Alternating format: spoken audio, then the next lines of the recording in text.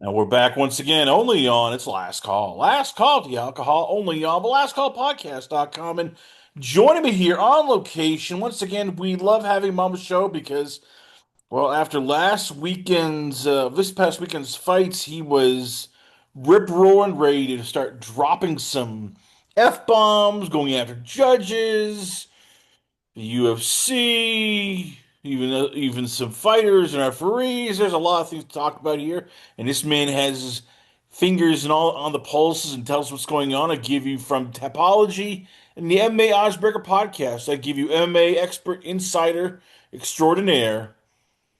I give you it is Marcel Dorff. So Marcel, let's start off here with the main event of UFC Winnipeg, Mike Malott defeated Gilberto Burns by third round TKO, and I'm depressed, Marcel, because I was rooting for Gilbert Burns to turn back the clock, to pull off one more win, but this is unfortunately the reality of MMA, and not everybody gets to have the swan song ending like Cub Swanson and others. This is usually how you retire. You get beat up, and yeah, your thoughts.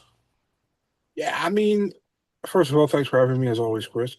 Yeah, but I pretty much felt this was going to happen, and I mean, everybody loves Gilbert Burns, right? He's a great dude, but yeah, he's kind of past his prime, and I love Gilbert, always did. He has great guy, also great family overall, man. Very friendly people. His wife as well. So I always hope he does well. But yeah, for Mike Malott, this was just the right fight at the right time, And for Gilbert, it's just like I think it's a good decision from him to retire here, man. I don't want to see the guy get any unnecessary damage. I thought in the first round he did pretty decent, but after the first round, it was pretty much Malott's fight, and yeah, he was able to get the finish. Good for Malott, but I don't know. Gilbert was number 11. Probably Malott gets the spot now. To be really honest, I think Malott is decent, but I don't see any like next level guy in him. And a lot of people think he's a lot younger than he actually is, right? So, but it was a good win, man, nonetheless. Should they have given him like a little bit of a tribute video, Gilbert? I mean, you look at at record, he's been in the UFC for a long time. We Uh, forget that. Like he's 15 and 10. If you give it to Cub Swanson, you give it to, the Mike pro- the Kisa, why not give it to Gilbert the Burns? problem the problem is that Gilbert Burns never said that he was going to retire after this fight because Gilbert thought that he was going to win the fight. And Chiesa said before the fight, I will retire. Swanson said before the fight he will retire. So the UFC had something ready, and now they didn't know. They didn't know if he was going to retire, yes or no. So they had nothing ready. So that's probably why. So it's not like that they didn't want to give it to them or to him, but yeah, that's probably why, man. And I understand. But yeah, I think Gilbert deserve. Maybe we'll still see him fight. He says he's retired, but what if the UFC offers him a last fight in Florida or something? Or in Brazil, maybe he takes another fight. I don't know, but for right now, yeah, I would love to see him getting more of a farewell, but it's not any how do you say that? The UFC didn't meant that in a bad way, I think. So does this say more about Gilbert Burns or Mike Malott? Because I was trying to think about that, and I want to give Malott credit, but I just look and go, if this was 3 or 4 years ago, Yeah. Gilbert Burns basically takes Mike Malott to the woodshed. This just feels like, all right, yes, you got somebody who just is trying to pull every bit of magic out of that body, but there's not much. Like, where do we rank Mike Malott now? Where it's like, okay, yeah, you Gilbert Burns, Kevin Hall are nice, but you still got knocked out and beat up by Neil Magny. Yeah, I mean that's the thing, right? So the UFC was banking on a lot to win here, because for Canada, and they are really twerking for a Canadian superstar. I think Malott is pretty good, but I don't think he's the next Canadian superstar or anything. Um, but yeah, I mean, I understand what they wanted here. Uh, but for me, it's like that I pick Malott is more like a fade on Gilbert. That I think he's just not. he's just not the world class guy he was back in the day, and that's okay. People getting older, and it just sucks for Gilbert. All like I said, all around good dude, and somebody you want to see do well. So yeah. So who do they give Mike Malott next? I mean, do you give him like Stephen Thompson? Do you see if you can get Colby Covington next? Like, 'cause, again, they want to make him a star. It's just like, okay, do we really give him a top 15 fight, or do we give more a little sort of have him be like the guy who retires people? That can be his gimmick. The UFC retire, the UFC retirement, the legend killer. The problem with Malotts is that I don't really see him as like a top contender or whatever in that division. So I think like he being 11 now, he has to fight like pretty legit competition, and I'm not sure if you look at the rankings. I'm gonna get the rankings right now in front of me to check who is where. If you look at the welterweight rankings right now, you see, for example, in the top 15, Colby is a possibility, but Colby barely fights. Daniel Rodriguez is supposed to fight Leon Edwards, but I don't know if that fight is happening. You got Oris Medic. They probably keep that guy for the Belgrade card, which is coming up in August, I'm hearing. Michael Page, I don't know. Gilbert Burns, he's taking it. You're So like, no, no, I don't want that fight. That's gonna be ugly as but I don't hell. I don't think they're gonna do that. I think they might give Mike Malott to lose or Sean Brady, Joaquin Buckley, because that is pretty soon as well. So maybe they do that one. Unless they want to move him up really quickly, and maybe they give him Bilal, the winner of Bilal against Bonfim. Well, But I I don't know. just thought of somebody here. Yeah, go ahead. Maybe I'm getting a little bit, UFC wants to sort of retire this guy, but they don't have a point yet. Mike Malott versus Kamaru Usman. I think that Usman is not waiting for that fight, to be really honest. I think Usman really wants to have a contender fight or a title fight. He's probably not going to get the title fight, but the contender fight, why not? So I'm good with it, but I don't see Usman taking that fight. There is like literally, he only has everything to lose in that fight. And Usman is at an age right now that he doesn't care, or that he wants to. Well, we'll keep working on this here, folks. I mean, again, we'll figure something out. I know people want us to have something great, usually like we usually do, but this is kind of tough. So we'll get back to that when we have a chance. But the next fight was Charles Jourdain against none other than Kyler Phillips, and this is we only see Jourdain here because well that's all the UFC cares about. So he did it deserve fight of a night, and is Charles Jourdain the next guy that UFC's going to turn their lonely eyes to and go, "Whoo, you might be the Canadian superstar we need." I think with Jourdain, he looked pretty decent, but I wasn't overly overwhelmed by his performance, man. And I think Carlo Phillips finally kind of looked like Carlo Phillips again, like he didn't look in his last two fights. Um, was it fight of the night? I would have picked a different fight, but it was at least a fun fight to watch. And I think it was pretty close. I think Jordan edged it out in the last 1.5 minutes in the third round. I think it was pretty close. But overall, a fun fight. Would that be my pick for fight of the night? No, but it was a fun fight. I'll say that for sure.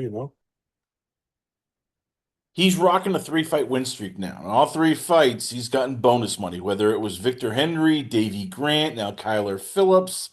Mhm. So what does UFC do? Because again, it's sort of like as you mentioned before, Mike Malott. It's like, all right, he deserves something. It's just you're looking at the bantamweight rankings and you're going, there's a lot of killers there. I don't know if he fits that. So do you give him a top 15 fight? I mean, I keep saying this year, and this guy is probably has more. Do you give him like Fareed, Basharat, or do you give him maybe Vinicius Oliveira? I'm going to tell you who I give him. I'm giving him Chito Vera. Really? Yeah, I think Chito Vera, I always liked the guy. He's like a tough dude. He has been good in the top 15 for a long time. but I think his time is kind of over in the division. I think we need new blood over there. I haven't been overly impressed about his last couple of fights. And I think Jourdain deserves a step up. And actually, the sucky thing for Charles Jourdain here is when the fight got booked, Kyler Phillips was number 14 in the division. That's also why Kyler Phillips was the red corner. So, and now when the fight happened, Kyler Phillips was out of the rankings. So this was pretty much for a ranking spot for Jourdain, but then it didn't went for a ranking spot because other fights happened before the fight, and those two or three fighters kicked out Kyler Phillips out of the rankings. So this was actually a ranked guy he was supposed to fight and get in the rankings, but now he needs a new one. Give him Chito Vera, man. I'm good with that fight. Well, this was for the 2 minutes that that we they were standing and competing. It was Hagler versus Hearns, just complete violence. Jai Herbert versus Mandel Nallo, and I was rooting for Nallo. And at first you thought, oh, he has him. He's gonna knock out Jai Herbert. Then Herbert just unloads one of those big right hands that just chin checks poor Nallo, and down goes Nallo. That was a fun fight. I'll say that much. For 2 minutes worth of action, that was a damn fun fight. A ridiculous fight, man, and it's in the good way of the ridiculous. Yeah, you thought like Nello was gonna take him out, and then out of nowhere, Herbert lands, and Nello is wobbly and gets down, and then Herbert gets him down again, and he finishes him. Yeah, I mean, probably a UFC saving win for Jai Herbert. I also think that he deserved the bonus. He didn't get that, but yeah, he looked good, man. Although he got attacked early on, but he overcame adversity, as you guys say in the US, and he was able to get the win and a big win. This was pretty much a set-up fight by the UFC. They wanted to look that Nello look good, and they gave him a guy who was on the verge of being cut, I think. And this guy saved his job. Great win, knockout first round, beautiful win. All credits to Jai Herbert, and a very necessary win on enemy territory. Very well done. Again, this is the maddening case of Jai Herbert. He looks great in certain fights. Nallo, Kyle Nelson, Kama Worthy, even Ludovic Klein looked pretty good. Then, it's just like there's fights like Chris Padilla, Faraz Ziam, Renato Moicano, where you're like, do you have any sort of idea about fight IQ? So could this turn the corner, or is this one of those fights we're gonna look at and go, yep, this is a Jai Herbert, kind of fight, just looks bad, then pulls off something great, and then we're scratching our head going, this guy never is just consistent. Yeah, that's it pretty much. You cannot pick this guy, because sometimes he shows up and then he's like 10% of himself, you know what I mean? So it's really hard to predict how he's gonna fight. And yeah, I mean, this is a good win for him. I'm happy for him. I think he's a good dude. He's a good fighter as well, but it just doesn't click sometimes for him. And this time it did. So, and at the right moment, probably. What did they do with Mandel Nallo now? Because again, you said this was sort of a setup. Like, okay, we're going to give you somebody that you should be able to beat. And on one hand, it was the fight of the night. Now, I know they didn't win bonus Mike; it's only 2 minutes long, but everybody was talking about this fight. On the other hand, as I said, as Joe Rogan likes to say, he slept him. So, what do you do with Nallo going forward? Do you give him another fight? Does the UFC go, might have been a mistake, or is this one of those things they'll chalk up to? Well, this is MMA. You sometimes just get caught. Yeah, sometimes you get caught, but it's also like Mandel always in ridiculous fun fights. And then this thing can happen. And they're probably going to give him somebody they think even less of Jai Herbert, because they want to get him a win. He's a guy people want to see fight. He was already a fan favorite in Bellator, and he will also be a fan favorite of the UFC if he gets a win. But the fans right now these days. They love to talk shit about fighters. But Mandel is a great dude. I want to see him. I want to see him do well. And but the same goes for Jai. Like I said, man, Jai had a lot of bad luck in his UFC career so far. Didn't fulfill his potential yet, and this is a good win for him. So yeah, we'll see. The one true Canadian star right now, we can call her, Jasmine Jadavicius, won by unanimous decision, defeating Karine Silva. You and I talked about here on the show, like we were confident she was going to win, and she did. She looked good. It's just sort of like, well, what's next? Because that's the one here. It's like because it didn't it answered the question of, well, can she bounce back? Yes, she can bounce back, but again, it's like for her, it's there's just two women who are above her in her division that you look and go, oh, it's gonna be tough. Manon Fiorito, Valentina Shevchenko. What would you do next for Jasmine? And did she show anything that makes you go, well, maybe she might do better in a rematch with Manon, or no? Oh, no, to be honest, not. I think she won the fight. I had a 2-1. But I don't think it was a good fight, to be really honest. And she was honest afterwards as well. She was like, "Yeah, wasn't as I expected, but I needed to win here after my last fight, so I can live with that. I mean, you got to do what you got to do." And this was pretty much to defend her spot in the division, as she did. I would match her up with a Macy Barber, maybe. Macy Barber, maybe Rose Namajunas. Would be fun as well. But for example, like Natalia Silva, she lost to her like a couple of years ago. I wouldn't do that. Valentina, not she lost to Manon Fiorot recently. I wouldn't do that. So How about Aaron yeah, Blanchfield? Both are coming off wins. You figure Grass was going to take on Manon Fiorito next for the number one contender fight for Valentina, so that makes a little more sense. Like, okay, Aaron Blanchfield needs like another nice big win. Jasmine, is sort of, right on the cusp for a possible title eliminator. So that fight at least makes more sense. They're both coming off wins and both match up well against each other. no, I'm good with it, man. I don't mind. I'm good with it. Meanwhile, Natalia Silva is again, it's if we she's still young. She's 29 years old, so it's not like there's you worry. It's just you thought this was going to be sort of like the big fight for her, where she was on a six-fight win streak, beat Rose Namajunas, beat Alexa Grasso, and then this just feels like back to the drawing board. Did this fight say more about Jasmine or Silva in terms of her ceiling?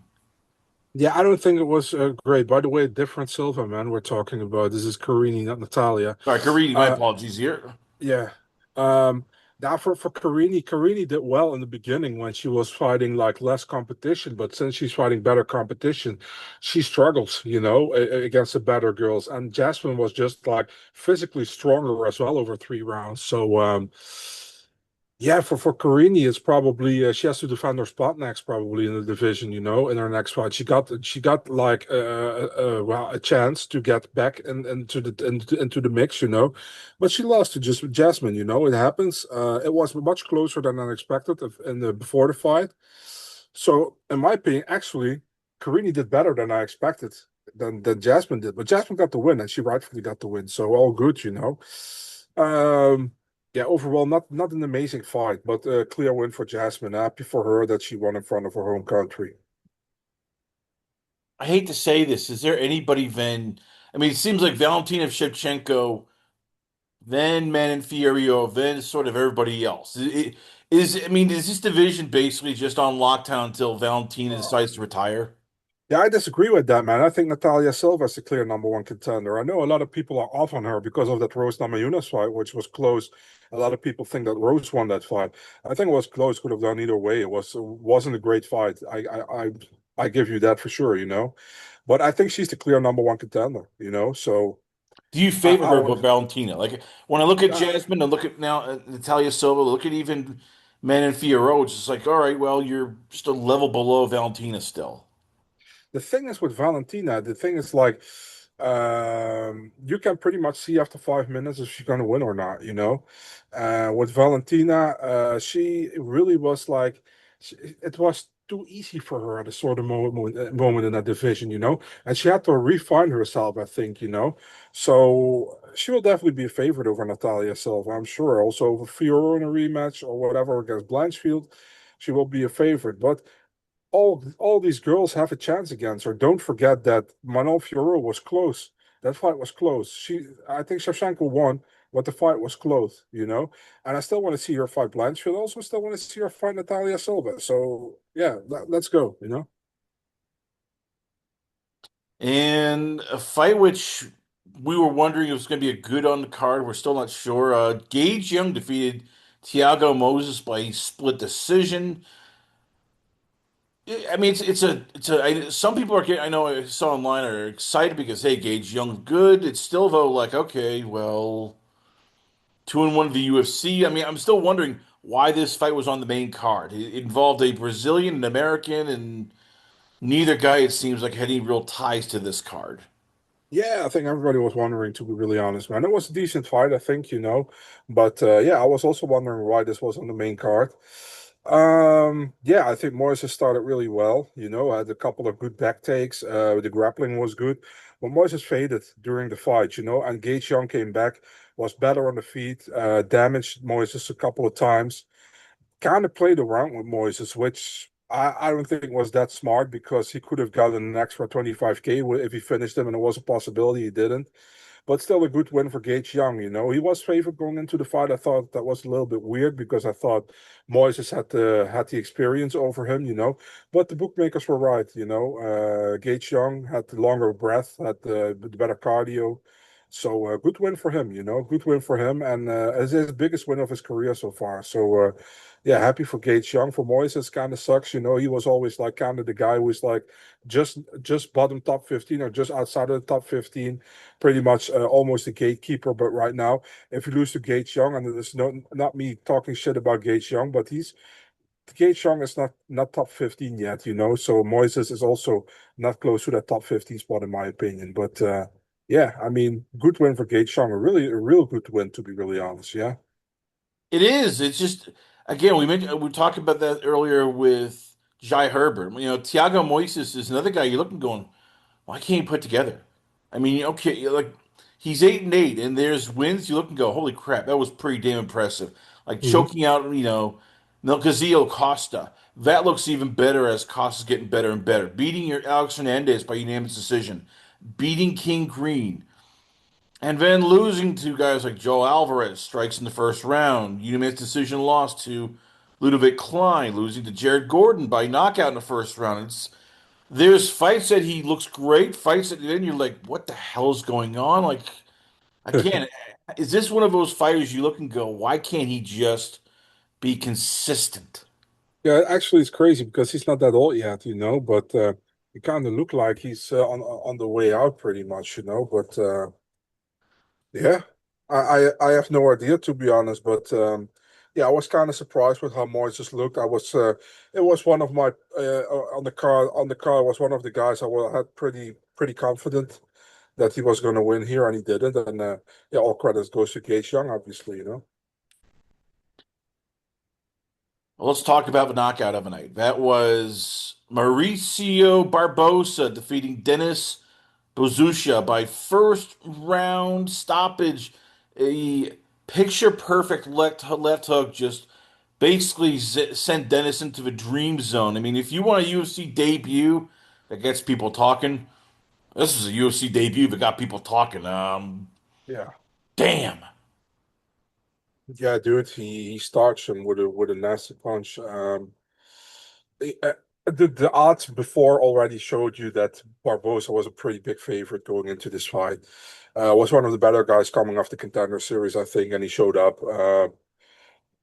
Beautiful win, man. You know, beautiful win by him. Really good guy in my opinion. I'm really curious what's next for him. You know, you can match him up with pretty much anybody because he hasn't fought anybody yet besides Bazooka. But yeah, interesting. Really interesting guy. All right, does he get the Dana White privilege? I mean, it's a featherweight fight, so there's tons of guys. But you can tell, Dana loves knockout artists. So if you knock somebody out, Dana starts going, ooh, ooh, ooh. Maybe you'll open up a bottle of wine and start thinking about some fun fights. Dana White privilege. So is Barbosa on that Dana White privilege next? You think? Well, all of a sudden it's like, wow, he's getting a tomato can. It's on the main card. Oh, Dana White privilege.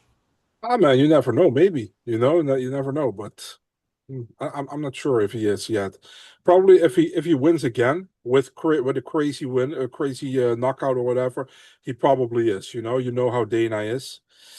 But for now, I don't know, man. Maybe. He's 27 years old, so you said there's a lot of people you can throw him in there with. Do you Yeah, give of him course. somebody in the top 15, or do No, you no, start no, him no. off like a little bit like top 25? Top 25. Yeah, I don't go too quick. This is just one fight.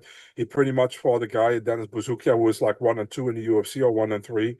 Uh, just pump the brakes a little bit, man. But if he wins and if he has another amazing showing, yeah, then give him a step up. We don't need to rush these guys. Definitely not at the lighter weight classes where are a lot of contenders there. If it's a heavyweight, I say rush the guy because heavyweight fucking sucks. But for example, this weight class, it's okay, man. Just take a little bit of time.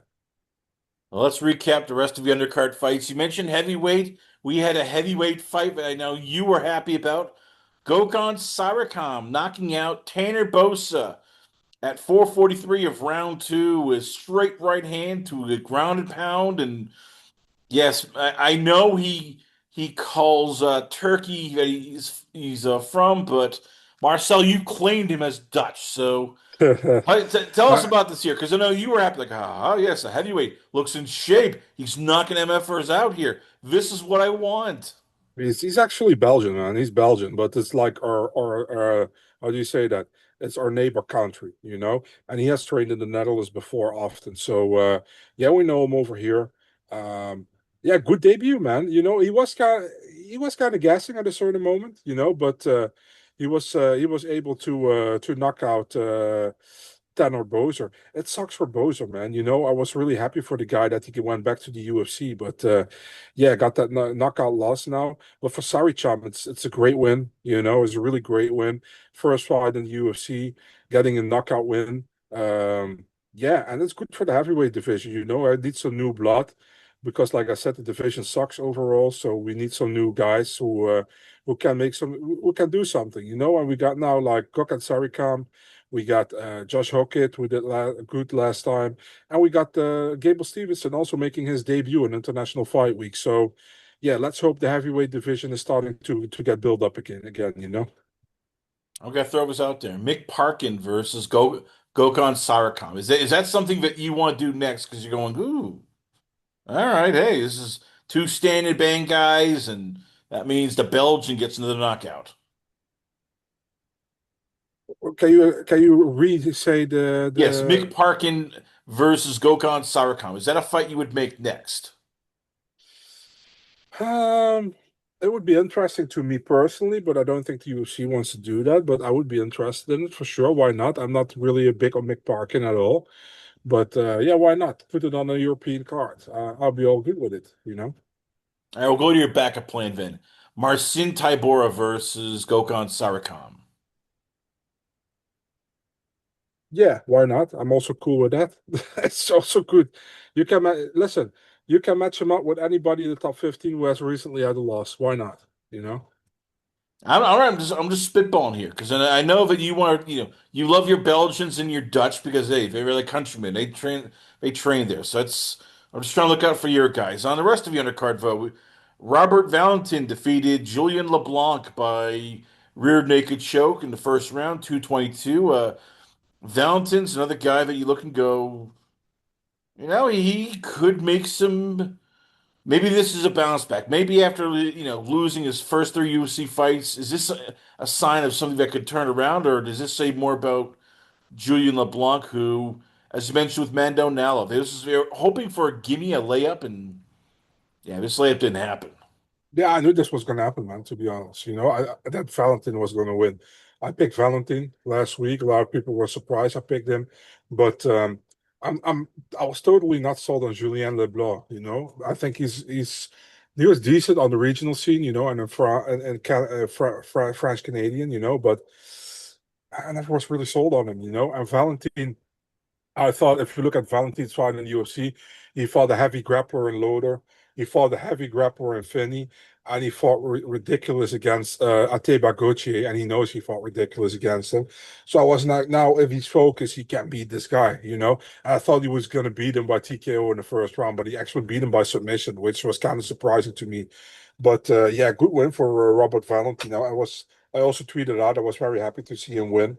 I think he's a fun fighter. He also fought in the Netherlands before, so he was been for some time. He was on my radar. Um, yeah, good win for him, you know, and a necessary win. If he loses here again, he's 0-4, and they probably cut him. So good win for him, man, in hostile territory. Let's get to the one that I know was really getting your goat. JJ Aldrich defeated Jamie Lynn Horth by Hmm. unanimous decision in a fight scorecard that most media people were going robbery. This fight sucked.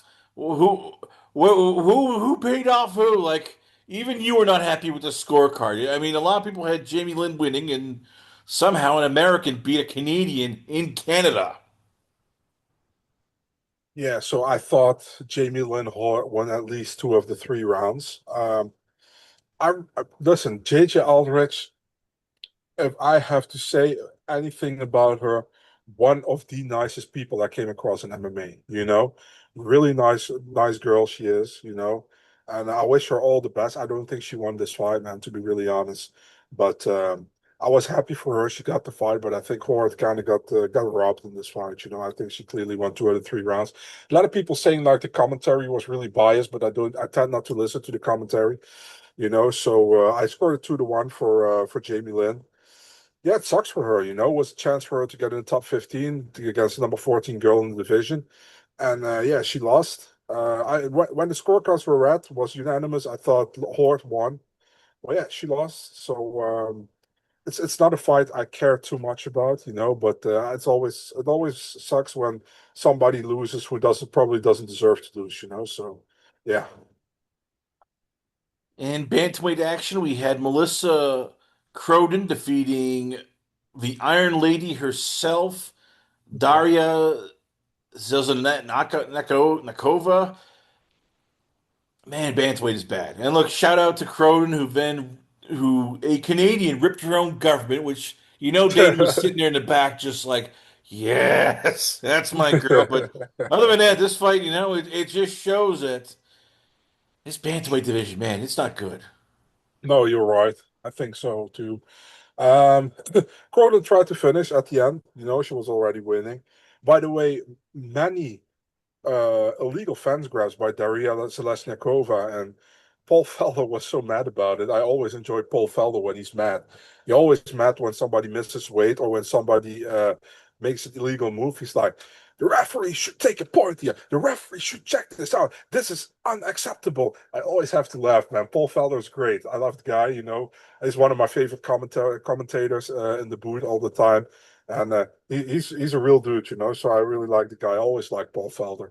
You're giving him But notes, aren't you? Like, hey, this referee here, he doesn't call anything. You should watch or out for this. He's like sort of your attack dog, where yeah, you maybe can't you want to say all this, but the media has you on like lockdown, and Felder's going, "Yep, I'll repeat this, Marcel. yeah. I'll call all these dirty referees out." Yeah, but I was like Jaron Villel, but Jaron Villel sucks. He's a horrible referee and also a horrible judge, you know. So I was like Jaron Villel. He's graduated cum laude on the Chris Toyoni Academy probably because they both suck ass. But Jaron Villel, dude. I'm really against like referees and judges doing two things at one night. If you're a judge, stay the judge, you know, don't go ref. If you're a ref, be a ref, don't go judge. You know what I mean? Also that other guy like David Tarian, I don't know if you know him, he's also Canadian judge. Dude, he scored a 29-28 for Moises. I know back in the day, I don't know if you remember the fight, Cap Swanson, Shane Burgos. He scored that fight 30-27 for Cap Swanson. Absolutely ridiculous that was. You know, even Cap Swanson was surprised. You should check that fight back on Fight Pass or wherever you can see it. Swanson Burgos and check the decision. Check Shane Burgos' face when they read the decision. Um, but yeah, man, I mean, I don't want to shit too much on judges and referees, but I know I do. But it's also always the same guys, you know what I mean? So, um, yeah, I mean, overall. This fight when we were talking about Kroden and Zeleznikova wasn't great, but a clear win for Kroden as expected, to be honest. All right, so we had the one majority draw in our fight. That was John Castaneda, facing off against Mark Vologden. It ended in a majority draw. And so, did the referees get it right? Or did the judges get it right? Or did everybody just really screw the pooch on this one also? So yeah, first of all, John Castaneda, I always mention him on on MMA's Breakout with Adam as like he has a really good looking sister. So I was always talking about that. Adam is like he's your favorite fighter, or at least your favorite fighter with a hot sister. But I was going to yeah, say, I wait a mean, minute here. Alex Perez is probably sitting there going, at two, Marcel? Really? Alex Really? Perez, John Castaneda. But yeah, I mean, overall, this fight, I think like I hate draws, you know. And the thing for me is like I said it also on Twitter, like fuck these draws, the whole damn time.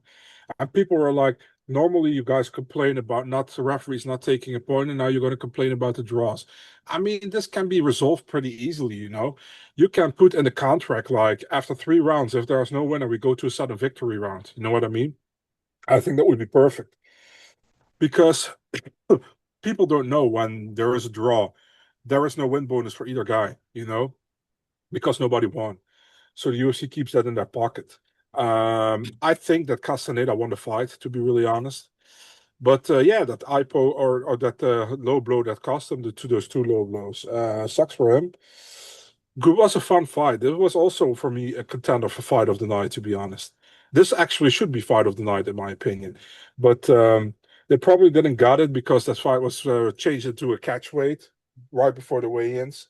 So that's probably why. But it was a great fight, man. I'd love to see a rematch, for example.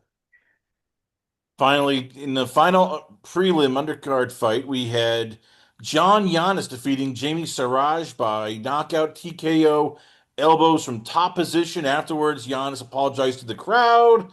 They gave props to Jamie Siraj, and the crowd went from booing him to cheering him. So I guess as long as you give the Canadians props, they will, even cheer. Does it say more about Giannis as a good fighter or Siraj kind of doesn't belong? So I think about Siraj, he cut for the first time back to 135 in almost like 5 or 6 years. That can be good. It was a short notice fight. And a lot of people will say it also was for Yanis. To be honest, Yanis was supposed to fight on that card, but somebody fell out and they contracted Siraj. Um, Still a good win for Giannis. Giannis had a bad showing in his first fight against Austin Bashi, which was a super short notice fight for him as well. And he got to win in the second one, so good for him. Yeah, I mean, you can also match him up with pretty much anybody. He hasn't fought anyone yet. And for Siraj will probably be back, but I wonder if he's going to be back at 135 or 145. So overall, if you had to grade UFC Winnipeg, was it good? Was it was it no, it's pretty nice. I mean, what would you give, I guess, your overall assessment? On paper, I gave it a 6 before, and afterwards, I gave it a 7. So it kind of the expectations were kind of low, but it went to a pretty decent card. I think I give it a 7. Was definitely was definitely a fun card. Not one of the best cards of the year, and also not one of the worst. Was a fun card, I think. Yes, I know the picture's Mm. blurred because we've been hit with some strikes, but Yeah. God damn it, Marcel, I know you love Arman Tsarukyan.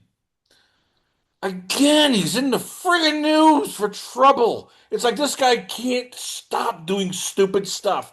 This time at Real American Freestyle, he took on Uriah Faber.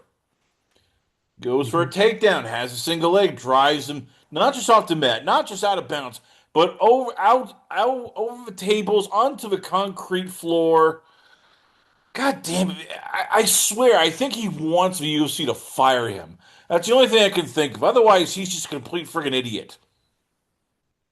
To be really honest, I think Uriah deserved it. No, just kidding. No, just I was kidding. gonna say, like, yeah, yeah, you're trying to defend you. I know you're No, no, talking no, to no, the Armin's legal counsel, going, look, if we plead no. insanity, I don't we'll be able to like get it, him man. off. The thing that bothers me is that Oh, Arman is doing all these side quests, man. I want to see him fight in the UFC, you know? And this one, it's so unnecessary again. It's also not fun, man. Imagine Uriah Faber ends up in his head and he gets has to go to the hospital or whatever. It's just not fun overall, in my opinion, you know? And yeah, that's basically it. Why should the UFC bring back? I mean, again, Marcel, so far in his short term in the UFC, he's punched a fan, got pulled out of a fight due to a back injury, um, was involved in the brawl, which was not in a non-UFC event, even though he said, well, he didn't really throw a punch. He was still there. He got into a fight in the first RFA fight. This is now the second time he's nearly gotten into an altercation in the RFA. Again, I know he's your friend, but if you were a boss, if you're Dana White, what stops you from going, Armin, you're done. I can't deal with you. You I don't can't know. I stay out of mean, trouble. Dana said it's not in my how do you say that? It's not in my organization, so I don't mind or I don't care. He pretty much said that last time, you know. Yeah, because it But it wasn't even doesn't. involve any of his guys. Now it's Yeah, Uriah Faber, he nearly crippled. So I'm guessing Dana's now going, I gotta get rid of this guy. it's just I'll do stupid, it. man. It's just stupid. He shouldn't do that kind of stuff, you know. I think that as well. He shouldn't do that kind of stuff. So, it's Why just does he do stupid. it then? I It's don't like, know. I don't know. Why does somebody do something? Why does somebody walks into a school and shoots a couple of people? I don't know because they're crazy. You know, no idea, dude. Yeah, some you're not people are helping his just case. I can hear the lawyer texting going, stop talking. You're not helping Armin. some people are crazy. You know. So why should Dana not just drop him then? Because again, it's like you're wondering when the next shoe to drop is with Armin. What else is he gonna do that you're gonna go, well, that's Armin, and you're gonna go, yeah, no, I know, but why did he do it? Yeah, I have no idea, man. The only thing I can hope is that he gets a UFC fight ASAP because I want to see him fight in the UFC. Fuck all these like side quests. I really don't care about those UFC fighters at RAF. Yeah, it's cute, but I really don't really care to be really honest. He's never getting a title shot, you know. I think that I know he's in the rankings and he probably in theory deserves it. There's a better chance of Dana, hugging it out with Bjorn Rebney or with you know what? He has a better chance of hugging it out with Tito Ortiz than right now of Arman Tsarukyan getting a title shot. Whenever I think about Bjorn Rat, I always have to think, do you remember when the UFC went to Mexico for the first time in a long time?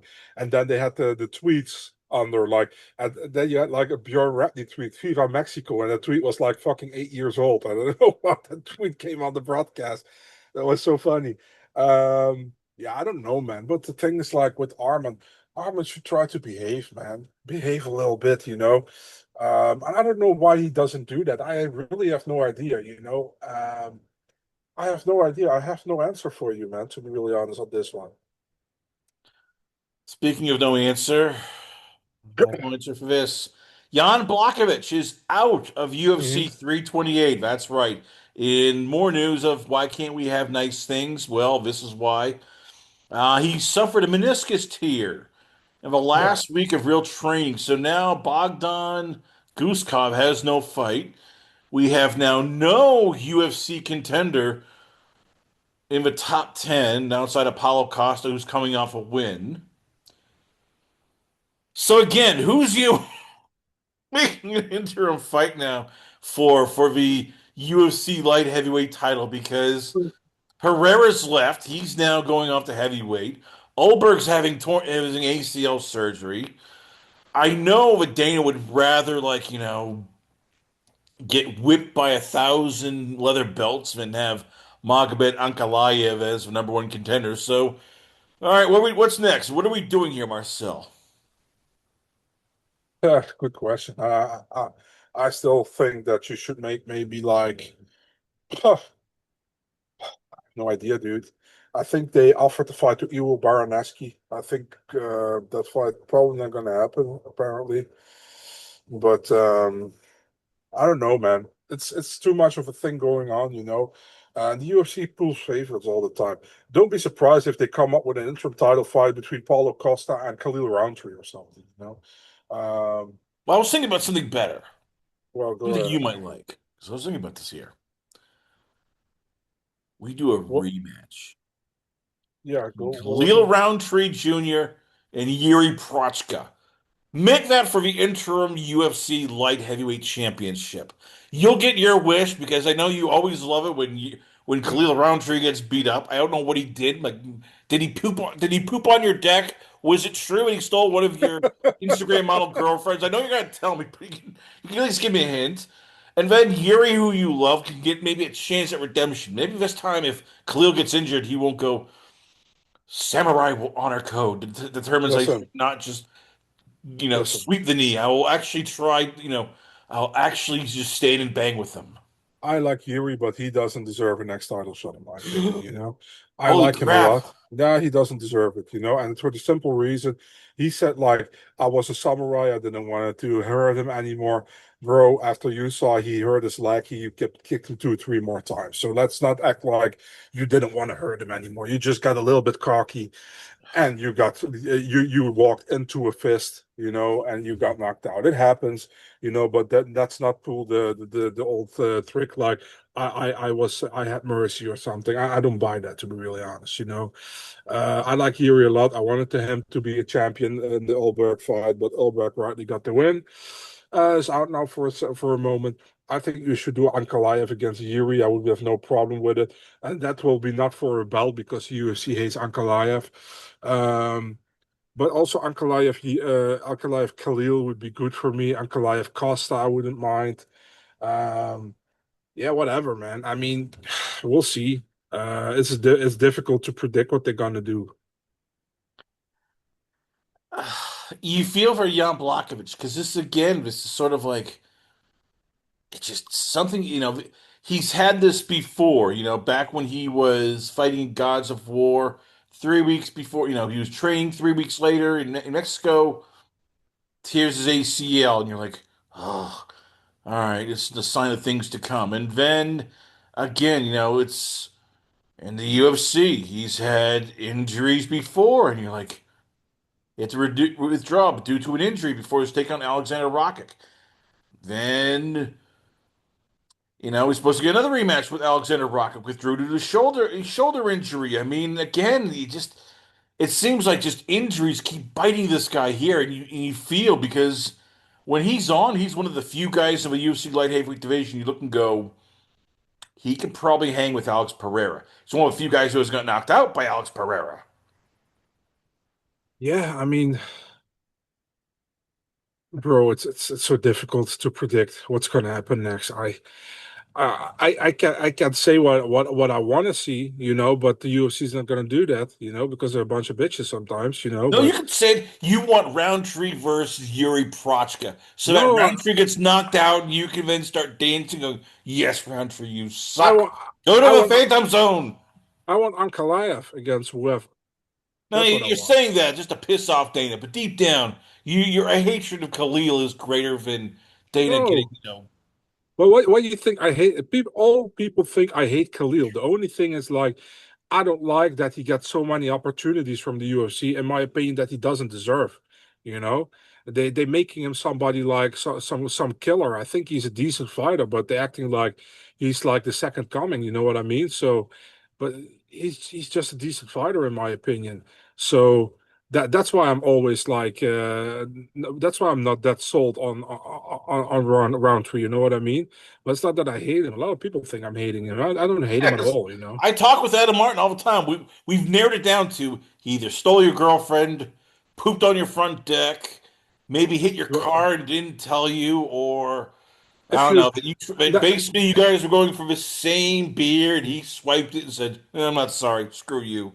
next That's what we time come up with so far. next time you talk to Adam Martin, tell him to suck my dick. I won't tell him that, but let's get on to some more newsworthy stuff.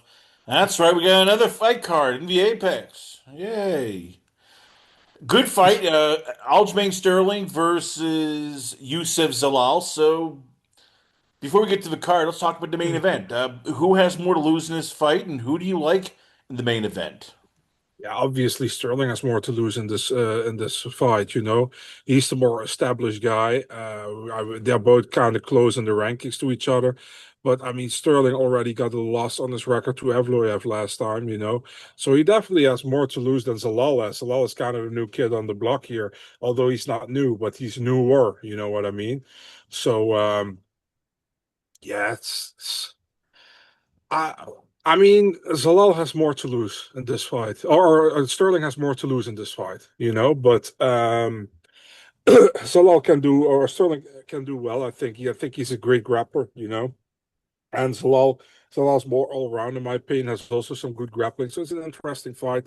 Zalal deserves his opportunity after beating Josh Emmett, but this will be a very tough fight. Stylistically, Sterling is a very tough fight, I think, for Zalal. What changed with Zalal? Because he was 3-3 in his first go around the UFC, and after losing a split decision to Sean Woodson, we're like, okay, that's it. He's done. He got his majority draw with Damon Blackshear, and then the UFC let him go. And now he's back in the UFC. He has 5 straight wins, all of them, 4 out of 5 by finishes. So what changed? You've seen him. Like, is it mentally? Was it physical? Like, what made him, I guess, better this time around?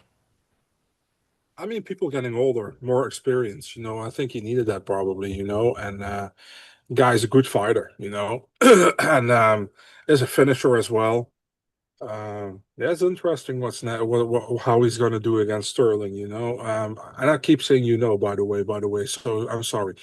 Um, but it's interesting how he's going to do, and but it's going to be a super tough fight, this one for him, because like Sterling knows how to win these kind of fights, and Sterling can make it a boring fight if he has to, so it's a tricky fight for Zalal, but if he wins this one, he's close to a top contender fight, I think,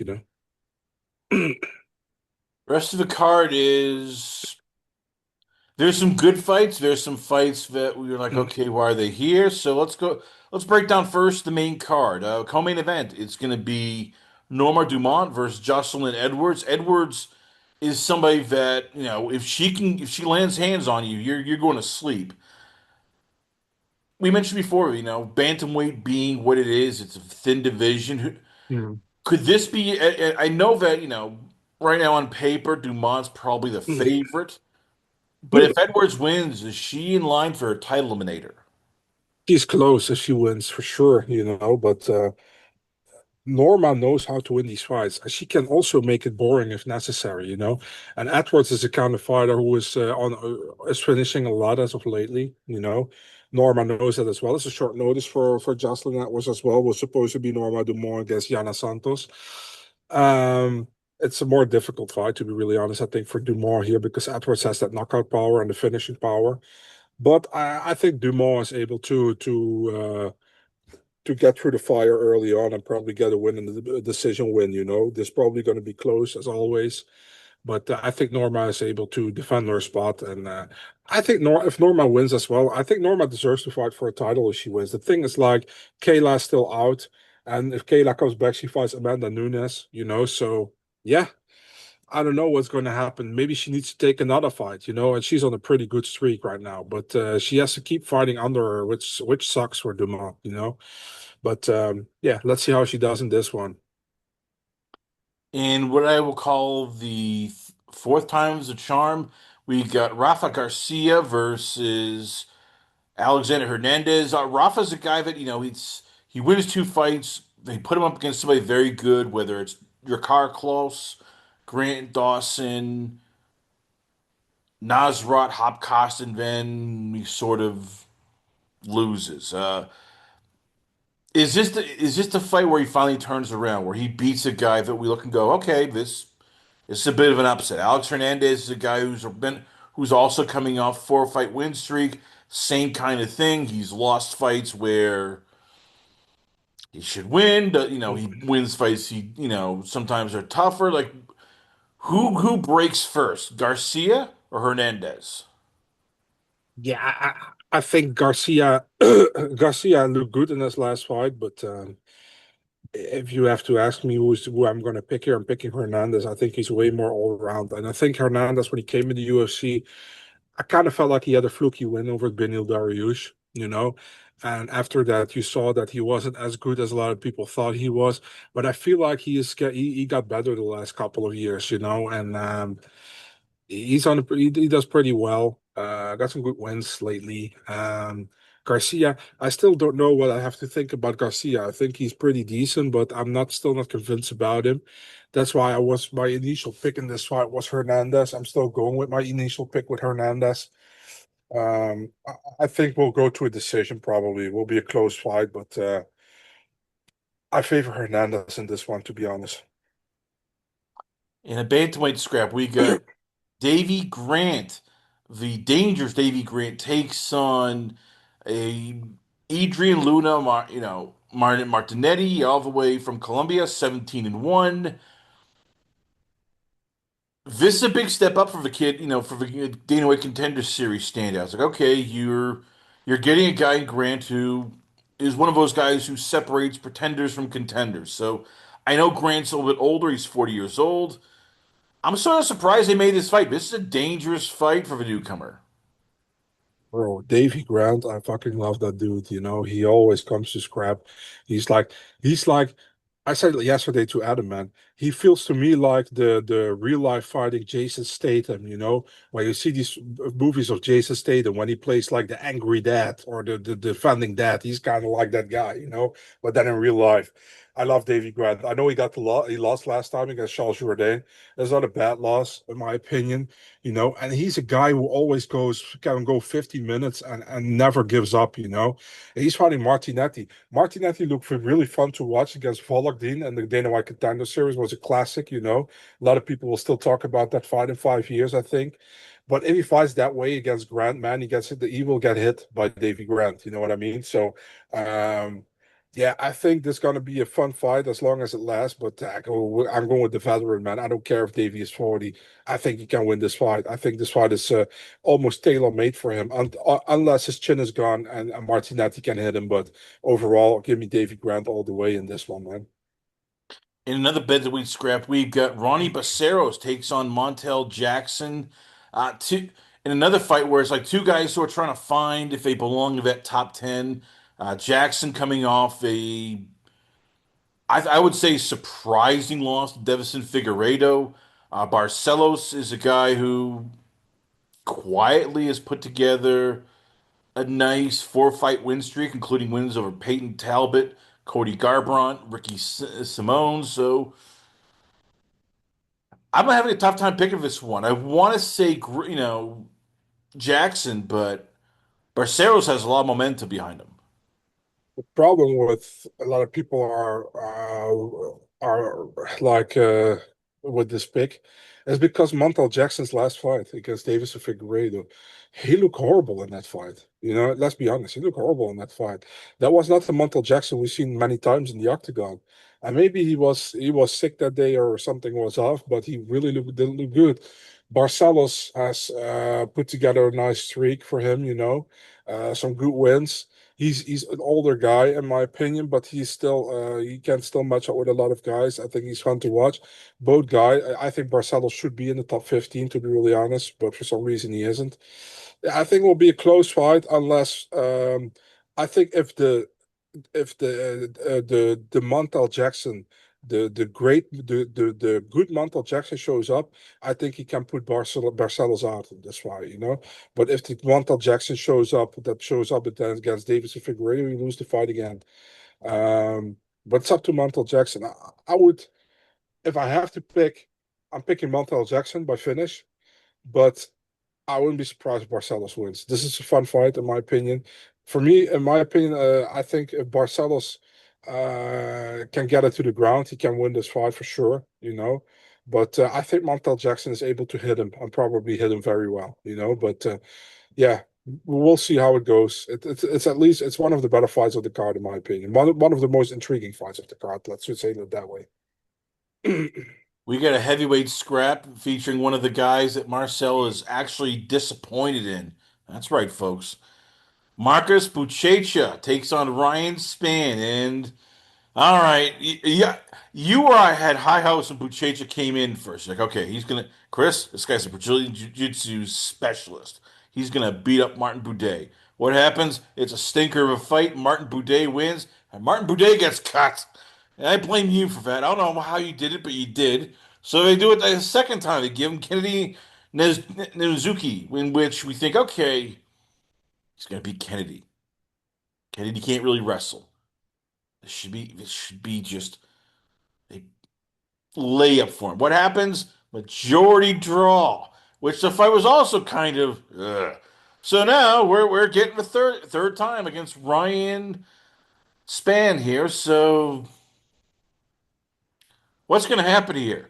Why is he? Yes. I know that you liked him from ONE FC, but is it safe to say that Ryan Spann should submit Marcus pretty quickly? Yeah, it's kind of cute they match up Ryan Spann with him because Ryan Spann is a former teammate or still teammate from Kennedy and Zachuku. No, man. I mean, this fight, why is it on the main card at first? I have no idea. I mean, Buchacha hasn't looked good in the UFC. Span is as inconsistent as fuck. It's so difficult to pick. It's either like Span knocks him out or Buchacha is able to submit him, I think, you know. Um, I'm gonna how do you say that? Hit myself with a rock again. I'm going with Buchacha again. I think he submits this time, Span. If he doesn't do it, there's going to be another boring ass fight. And we're probably going to see a late finish by Span, or we're going to see a decision and maybe another draw. I don't know. But I'm taking Buchacha this time by submission. I think it's possible, but we'll see. I wouldn't have put this fight on the main card. I knew when they announced this fight, this was going to be on the main card because Mick Maynard gets a stiffy for these heavyweights. So yeah, I knew it. I blame you for this one. Mick Maynard, and I usually agree with Mick Maynard. Hey, you need more heavyweights. Big men, ham hocks. We've seen some pretty good heavyweight fights. But ever since you went, Marcus Puchecha, Brazilian Jiu-Jitsu, I like this guy here. He has stunk the place up. So I don't know. You put maybe like a woo-woo curse on him, but I blame you, Marcel. I blame you for this. Anyway, let's get back on topic here. So the prelims, we got Rodolfo Vieira takes on Eric McConico at 185 pounds. Hopefully we see the real Rodolfo Vieira, Vieira, because this was one of those guys who, when he came in, a lot of hype, a lot of people were saying, hey, he's going to be somebody that's going to be a gangbuster, and his UFC career has been sort of average, 6-4. So I know he got knocked out last time by Bo Nickel by a head kick. So does he bounce back, or does Eric McConico make it two in a row? Um, yeah, I think Vieira bounced back. And by the way, I think last fight to Susakayev, right? I think he bounces back, Rodolfo. You know, the thing is like the moment this fight hits the ground, I think Mechanico is screwed probably, you know. If he can keep it standing, he has a good chance probably, but no, I think he takes him down and I think he submits him pretty quick, probably in the first round. At 185 pounds, in middleweight, we got Cedric Dumas versus Jackson McVeigh. I still have no idea. Dumas still is the guy who got arrested. So again, how the hell is he still in the UFC? I don't know, but this feels like, it's the whoever loses this fight might get cut. So far McVeigh is 0-2 in the UFC, losing by armbar, rear naked choke to Bruno Ferreira and Zach Reese. Does Dumas get the win, or does McVeigh pull this out?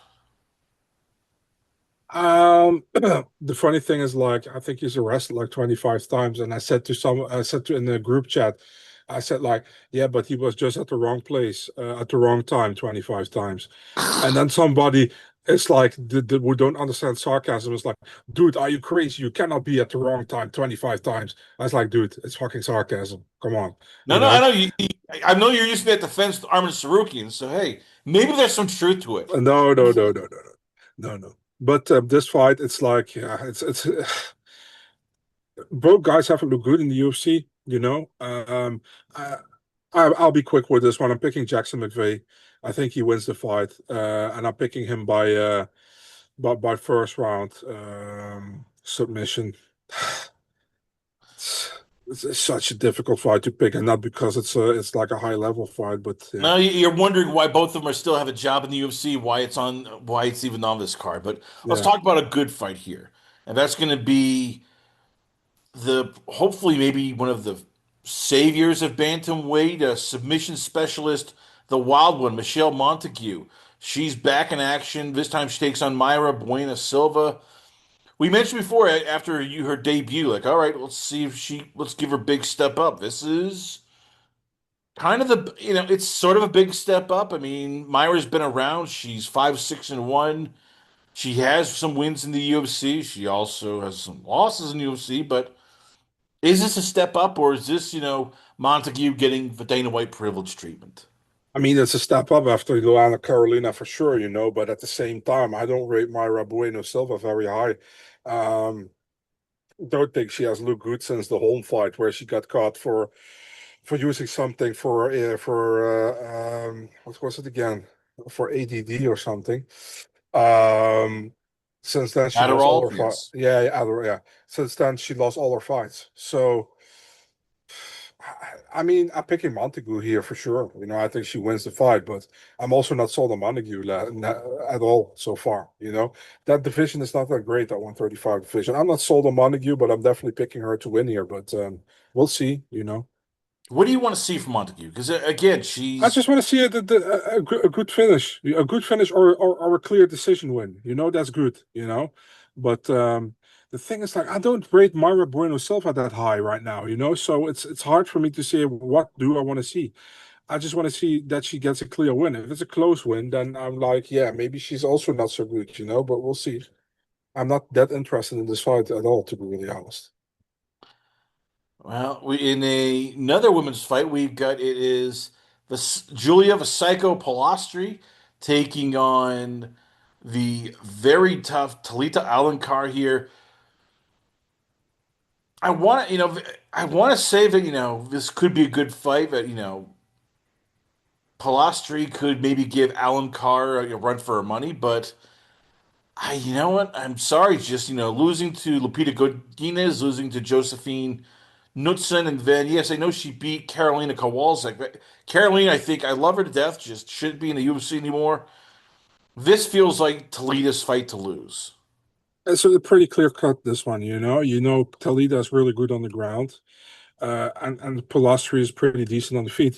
So if Polastri is able to get this fight on the feet, to keep this fight on the feet, she wins this fight.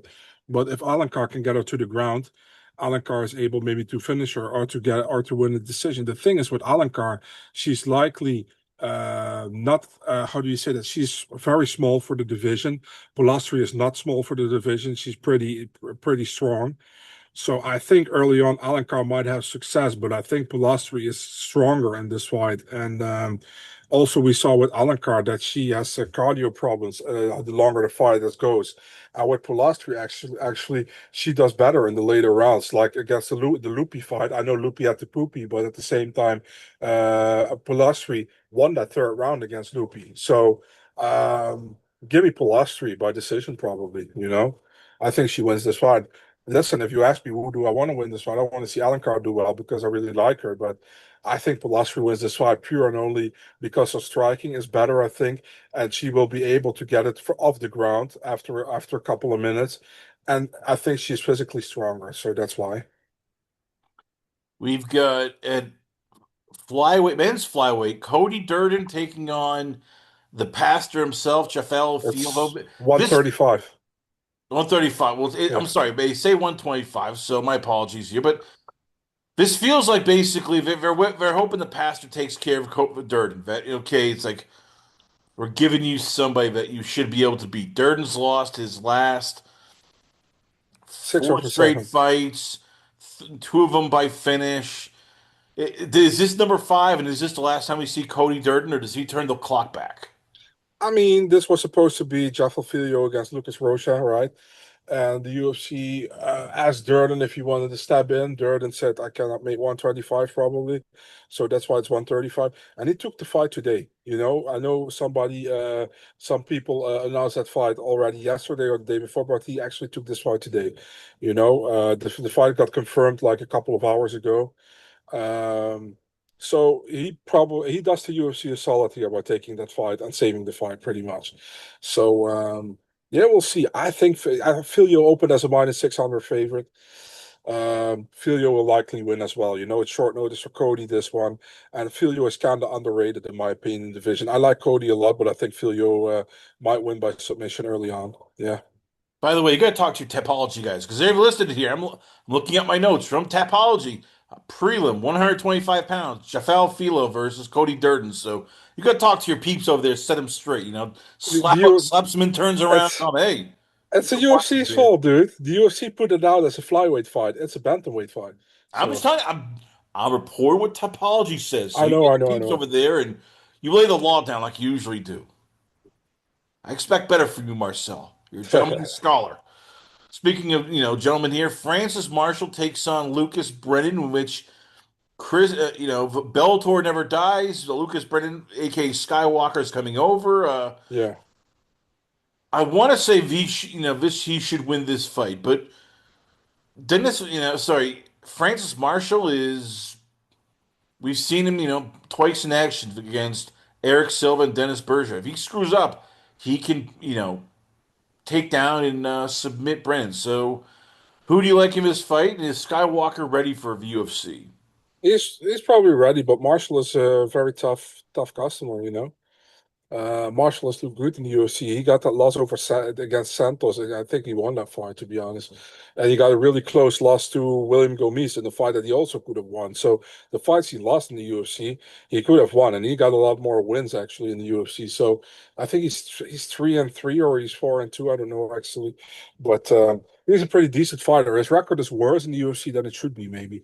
Brandon comes in short notice as well, 155. He's a fun fighter and he's still super young, but I would favor Marshall in this fight, man.